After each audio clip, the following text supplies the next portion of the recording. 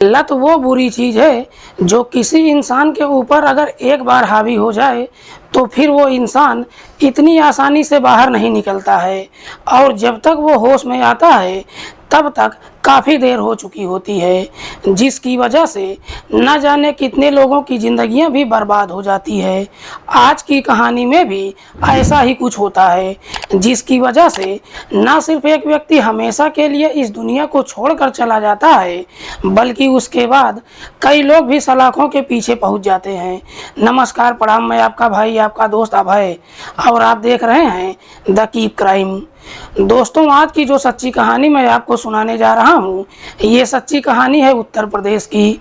उत्तर प्रदेश का एक ज़िला पड़ता है आगरा, और इसी आगरा का एक थाना पड़ता है एतमाद उद्दौला, और इसी थाना क्षेत्र के अंतर्गत एक इलाका आता है फाउंड्री नगर। बात कर रहा हूँ मैं पिछले साल 22 नवंबर की सुबह की। दरअसल इसी फाउंड्री नगर नहर किनारे एक लड़के की डेड बॉडी लोगों को दिखाई देता है। लोग जैसे ही उस डेड बॉडी को देखते हैं, इस बात की जानकारी पुलिस को दे देते हैं। इधर पुलिस को जैसे ही सूचना मिलती है, पुलिस फौरन ही अपनी टीम के साथ घटनास्थल पर पहुंचती है और सबसे पहले डेड बॉडी को चेक करती है। तो मालूम चलता है कि मरने वाले लड़के की उम्र लगभग 25 से 26 साल के आसपास है। दरअसल उसके शरीर पर कई जगहों पर चोट और घाव के निशान भी मौजूद हैं। पुलिस जब उसके कपड़ों की तलाशी लेती है तो उसके कपड़ों से कोई भी ऐसा पहचान पत्र नहीं मिलता है जिससे उसकी पहचान हो सके। लेकिन पुलिस जब उस डेड बॉडी के बारे में वहां पर मौजूद लोगों से पूछताछ करती है तो उसी भीड़ में से एक व्यक्ति उस डेड बॉडी की शिनाख्त कर लेता है।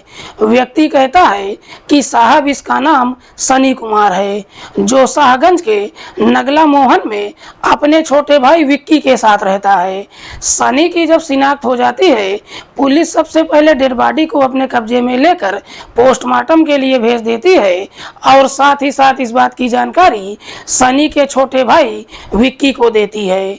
विक्की जब थाने में पहुंचता है, पुलिस सबसे पहले विक्की से पूछताछ करती है कि क्या तुमको किसी पर शक है कि तुम्हारे भाई की हत्या कौन कर सकता है। इस पर विक्की पुलिस वालों को जवाब देता है कि साहब, मेरा भाई बगल की जूता कंपनी में नौकरी करता था।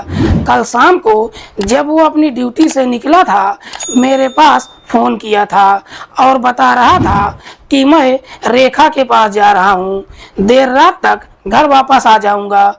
लेकिन उसके बाद ना तो वो घर पर आया और ना ही उसका मोबाइल ऑन हुआ। विक्की जब रेखा का नाम लेता है, पुलिस फिर से सवाल करती है कि ये रेखा कौन है। इस पर विक्की जवाब देता है कि साहब, रेखा बोदला में रहती है, लेकिन मेरे भाई की कंपनी में नौकरी भी करती है। पुलिस विक्की की तहरीर पर धारा 302 के तहत अज्ञात अपराधियों के खिलाफ मुकदमा दर्ज करती है और फिर इस मामले की जांच पड़ताल करते हुए रेखा से पूछताछ करने के लिए उसके घर पर जाती है। रेखा, जो न सिर्फ शादीशुदा है बल्कि उसका 11 साल का एक बेटा भी है। रेखा के पति का नाम है रमेश कुमार। लेकिन पुलिस जब रेखा के घर पर पहुंचती है तो मालूम चलता है कि रेखा अपना घर छोड़कर फरार हो चुकी है, जिसकी वजह से पुलिस को कहीं ना कहीं रेखा के ऊपर ही शक चला जाता है। इसीलिए पुलिस अब रेखा को ढूंढना शुरू कर देती है। लगभग 10 दिन का समय गुजर जाता है। रेखा ना तो कहीं दिखाई देती है और ना ही उसका मोबाइल ऑन होता है। लेकिन रेखा का जब कहीं कुछ पता नहीं चलता है, आखिरकार पुलिस अपने खबरियों को भी काम पर लगा देती है। जैसे ही 2 दिन का समय गुजरता है, 5 दिसंबर को एक खबरी थाने में पहुंचता है और पुलिस वालों से कहता है कि साहब, रेखा अंबेडकर पार्क में मौजूद है। पुलिस फौरन ही अपनी टीम के साथ अंबेडकर पार्क में पहुंचती है और वहां से रेखा को गिरफ्तार करके थाने में पहुंच जाती है।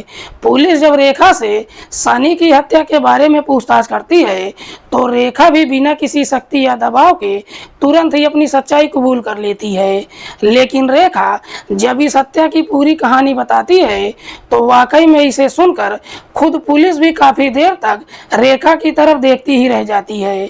दरअसल रेखा एक नहीं बल्कि दो शादियां कर चुकी है।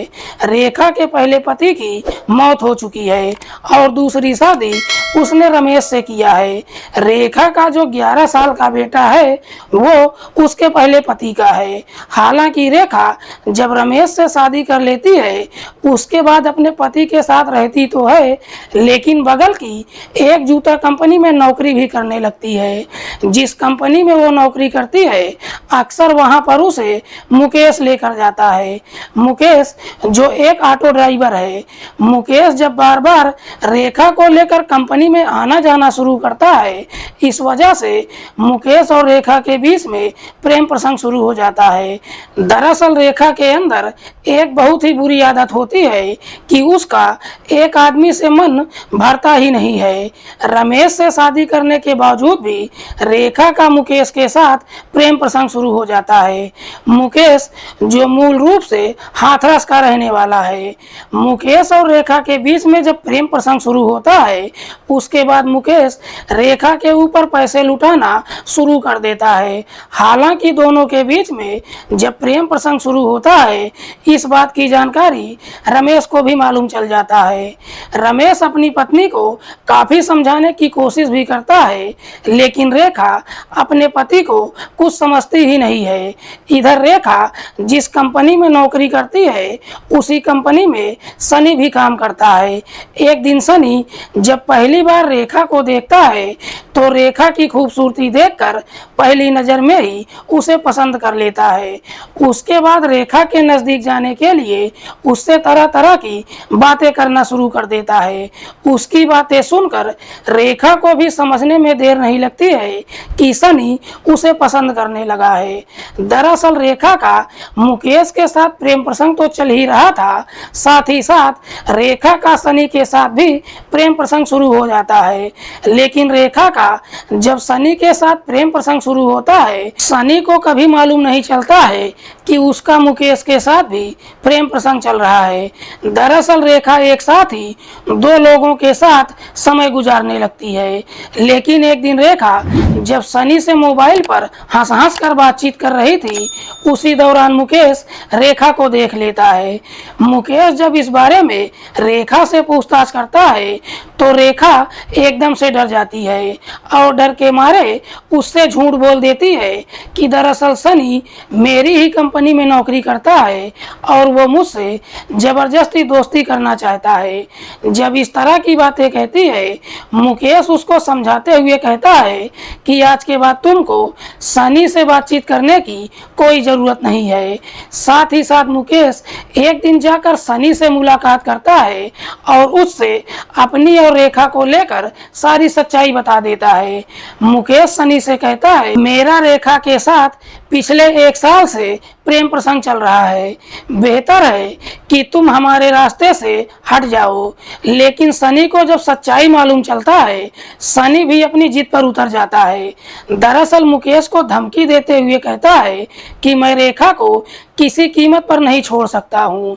इसी वजह से मुकेश और सनी के बीच में झगड़ा तकरार भी हो जाता है। लेकिन इधर जब इस बात की जानकारी रेखा को मालूम चलता है रेखा अब सनी से बातचीत करना बंद कर देती है, जिसकी वजह से मुकेश को भी पूरा भरोसा हो जाता है कि रेखा सनी को भूल चुकी है। लेकिन जैसे ही कुछ दिन का और समय गुजरता है रेखा फिर से सनी से बातचीत ही नहीं करती है बल्कि अब उससे मुलाकात भी करने लगती है।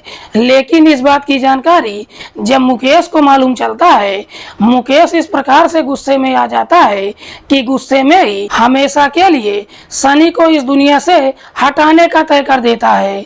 लेकिन मुकेश सनी को इस दुनिया से हटाने के लिए सबसे पहले जाकर रेखा से बात करता है और कहता है कि अगर तुमने मेरा साथ नहीं दिया तो मैं तुमको भी जिंदा नहीं छोड़ूंगा।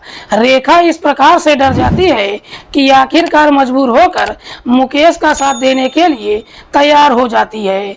उसके बाद मुकेश सनी को इस दुनिया से हटाने के लिए एक षड्यंत्र बनाता है और अपने इस षड्यंत्र में अपने दो दोस्तों को भी शामिल कर लेता है, जिसमें से एक का नाम है विशाल और दूसरे का नाम है पवन राठौर। ये चारों मिलकर जब अपना प्लान बना लेते हैं, उसके बाद इसी षड्यंत्र के तहत 21 नवंबर की शाम के समय सनी जब अपनी ड्यूटी करके कंपनी से बाहर निकलता है, मुकेश सनी के नंबर पर फोन करता है और उससे झूठ बोलते हुए कहता है कि दरअसल मुझे मालूम चल चुका है कि रेखा तुम्हारे बगैर नहीं रह सकती है, इसीलिए मैंने फैसला किया है कि आज के बाद मैं तुम दोनों के बीच कभी नहीं आऊँगा।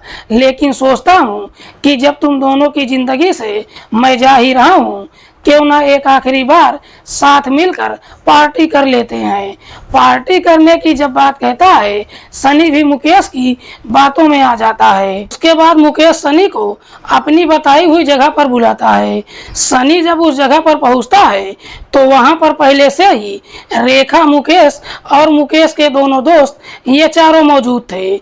मुकेश सनी को अपने ऑटो में बिठा लेता है और सबके सब शराब के ठेके पर जाते हैं और वहां से शराब की कुछ बोतल खरीद लेते हैं।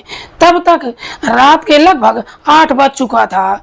शराब खरीदने के बाद ये चारों इसी फाउंड्री नगर के नहर किनारे पहुंच जाते हैं और वहीं पर बैठकर शराब पीने लगते हैं। लेकिन मुकेश अपने षड्यंत्र के तहत सबसे ज्यादा मात्रा में सनी को शराब पिला देता है। सनी जैसे ही नशे में चूर हो जाता है, उसके बाद सबके सब मिलकर सनी की बुरी तरीके से पिटाई करना शुरू कर देते हैं। सनी जब बेहोश हो जाता है, उसके बाद सब मिलकर उसकी गला दबाकर हत्या कर देते हैं और फिर उसकी डेड बॉडी को बगल की झाड़ी में फेंक देते हैं और सबके सब मौके से फरार हो जाते हैं। इधर रेखा भी वहां से अपने घर पर तो आती है, लेकिन कुछ सामान लेकर अपने घर से फरार हो जाती है। वाकई में रेखा जब यह पूरी कहानी पुलिस को बताती है, पुलिस रेखा की तहरीर पर उसके प्रेमी मुकेश के साथ साथ उसके दोनों दोस्तों के घर भी जाती है, जहां से पुलिस विशाल और पवन को गिरफ्तार तो कर लेती है, लेकिन मुकेश अपना घर छोड़कर फरार हो चुका था। इसीलिए पुलिस अब मुकेश को ढूंढना शुरू कर देती है।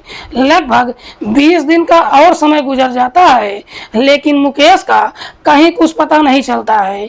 इसीलिए पुलिस फिर से अपने खबरियों को काम पर लगा देती है। तभी 25 दिसंबर को एक खबरी थाने में जाता है और पुलिस को मुकेश का लोकेशन बता देता है। दरअसल मुकेश अपनी बाइक लेकर अपने घर की तरफ जा रहा था। रात के लगभग 2 बजे के आसपास पुलिस मुकेश का रास्ता रोक लेती है, लेकिन पुलिस जैसे ही मुकेश का रास्ता रोकती है, मुकेश पुलिस के ऊपर गोलियां चलाना शुरू कर देता है। बदले में पुलिस भी जवाब देती है, जिसकी वजह से एक गोली मुकेश के पैर में लग जाती है। पुलिस जब मुकेश को पकड़ती है तो उसके पास से एक रिवॉल्वर भी बरामद होता है, लेकिन पुलिस जब मुकेश को गिरफ्तार करके थाने में लेकर आती है तो मालूम चलता है कि मुकेश एक नंबर का चोर है। दरअसल मुकेश पर पहले से ही 15 मुकदमे दर्ज है, जिसमें मुकेश फरार चल रहा था। पुलिस जब चारों को गिरफ्तार कर लेती है, अगले दिन जिला अदालत में पेश करती है, जहां से इन चारों को जेल भेज दिया जाता है।